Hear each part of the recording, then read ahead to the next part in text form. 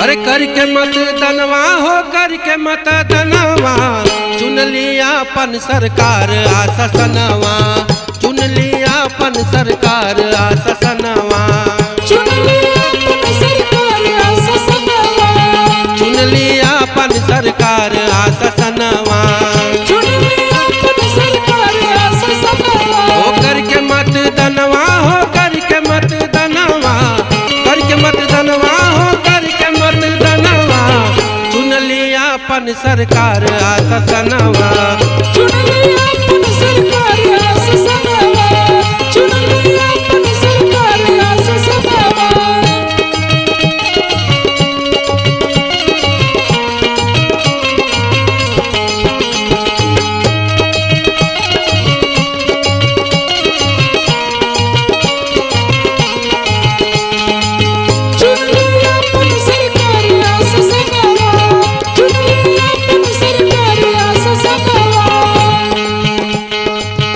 अपन नगर मोहल्ला बता दी, अपन नगर मोहल्ला बता दी, गौआ जाके ई गीतिया सुना दी, गौआ जाके ई गीतिया सुना दी।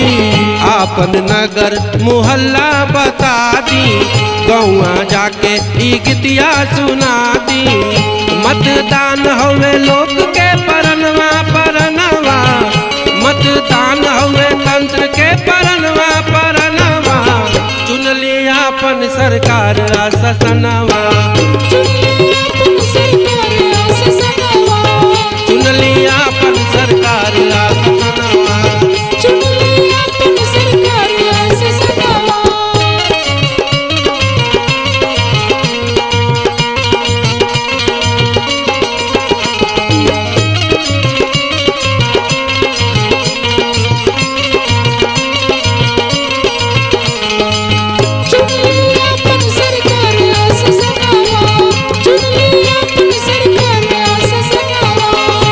हम सभी ने ठाना है और जिला प्रशासन माननीय जिलाधिकारी महोदय के नेतृत्व में जी जिस तरह से 100% मतदान कराने के लिए लगा हुआ है, यही हम सभी का संकल्प है और पूर्ण प्रयास है कि भगवान बुद्ध की ये महापरिनिर्वाण स्थली जी पूरे देश में 100% मतदान के लिए जाना जाए और स्वर्णिम अक्षरों में इसका नाम लिखा जाए। तो कहना है, क्या कहना है? बुद्ध की धरती महावीर की धरती, बुद्ध की धरती महावीर की धरती, बुद्ध की धरती महावीर जी की धरती, बुद्ध की धरती महावीर जी की धरती, करुणा मैत्री अहिंसा की धरती, करुणा मैत्री अहिंसा की धरती, करुणा मैत्री अहिंसा की धरती, करुणा मैत्री अहिंसा की धरती। और आप सभी को मालूम है कि यहाँ मल्ल गणराज्य था, तब भी मतदान से ही राजा का चुनाव होता था।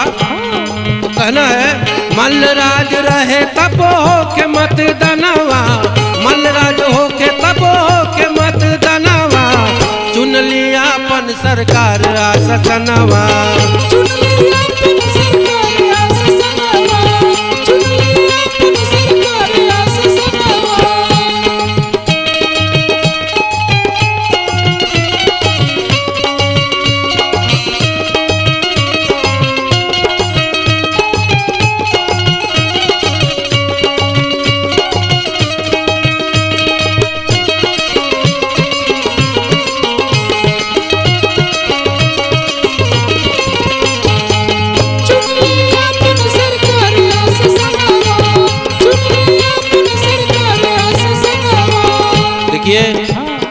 जिनकी उम्र 18 साल हो गई है, पहली बार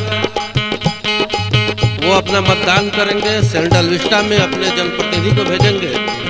अतः नौजवानों की विशेष जिम्मेदारी बनती है और अब सभी संकल्प लें कि घर में किसी का मत बाकी नहीं रहेगा जो बूथ पर जाकर पोल न हो जाए। सबको वोट देना है। मैं सभी से जिला प्रशासन के माध्यम से, जिला निर्वाचन अधिकारी के माध्यम से निवेदन करना चाहूँगा कि 100% मतदान हो। ताकि कुशीनगर जनपद का सम्मान हो। सम्मान हो।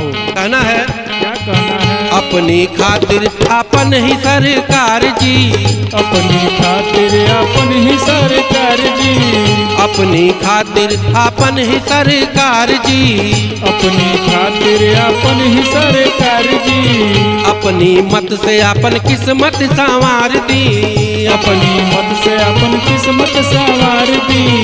ई अधिकार दिहल बाटे संविधानवा, दिनेश भोजपुरिया गौले मतदान गनवा, दिनेश भोजपुरिया गौले मतदान गनवा, चुन लिया अपन सरकार आसनवा,